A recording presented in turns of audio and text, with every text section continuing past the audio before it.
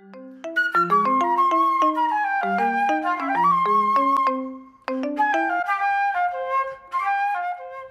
Edie Lush, and I'm here in the Hub Culture Pavilion in the Riviera Maya at the World Economic Forum's Latin America event. Very pleased to be joined by Rodolfo Wolniewitz. Thank you so much for coming along. Thank you very much. Vice President for International Americas for DHL and a specialty in e-commerce.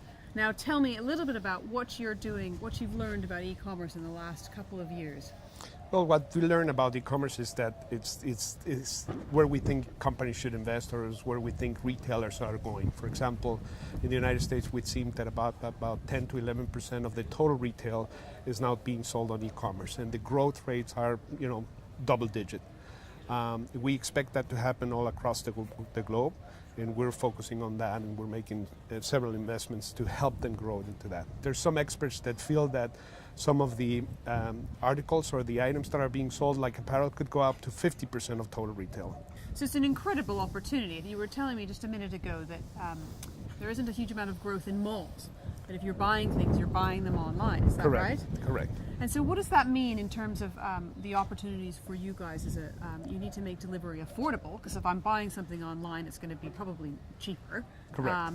And I don't want to spend a huge amount on that is correct. On the delivery. Yes. I mean, there's very few, if probably none of the malls being built in the United States since 2006.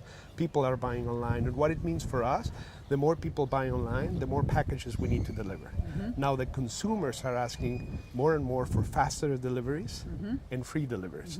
And that's the challenge. So we're adapting to that. So we went upstream to offer e-facilitation and e-fulfillment. That means we're fulfilling closer to the customers to be able to deliver to them faster and cheaper. How does that work? How does it work with the payment side as well? Payment side is a challenge in some countries more than others. In the case of Latin America, for example, that is a challenge. As you know, there's some credit card frauds that we need to address. Banks are looking into that. We look into that. So we offer secure payment solutions in Europe. At this point, we're adapting that technology and services into Latin America, but we're far from that. So where are the growth areas, do you think, in Latin America? We're focusing for now. It's all over Latin America. So you have growth, as I said, double-digit growth across the globe, but we expect mature markets to slow down in their growth, and we expect the emerging markets in Asia Pacific, for example, India and Thailand, to grow way faster than mature markets. And in Latin America, we're focusing in Brazil and Mexico.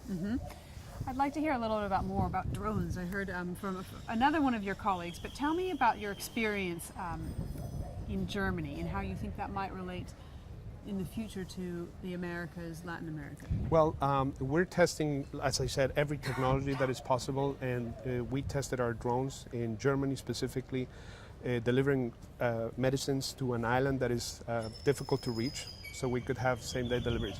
Now, this is all in test modes. Where we're going to apply the drone delivery method will depend very much on the legislation of each of the countries. In the United States, it's being reviewed by the FAA, as you know. Germany, certainly Latin America, has a long way to go, but legislation will definitely change and allow that to happen.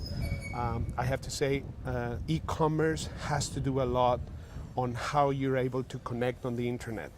So in Latin America, we have a challenge of how many people can actually connect to the internet, because the costs are very high.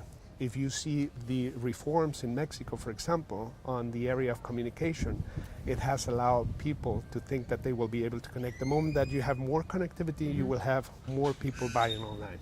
Tell me about the e-commerce that you're doing in Germany and about the marketplace there. Yeah, we own the third largest marketplace in Germany, so that means you can go online and buy a iPhone case or anything you need, or if you buy a t-shirt, you go into our website, which is allyouneed.com, and you can have it delivered the next day with the Deutsche Post DHL group. We also have a grocery marketplace, so that means that you can buy your milk, your ham, whatever your daily needs are, and you can have them delivered to your home the same day. So we're not helping you not to go to the shopping mall anymore. We're also helping you not to worry about your your necessities, your daily needs. There you go, your daily needs, and have them delivered to your home. So I'm very used to that kind of thing in the UK.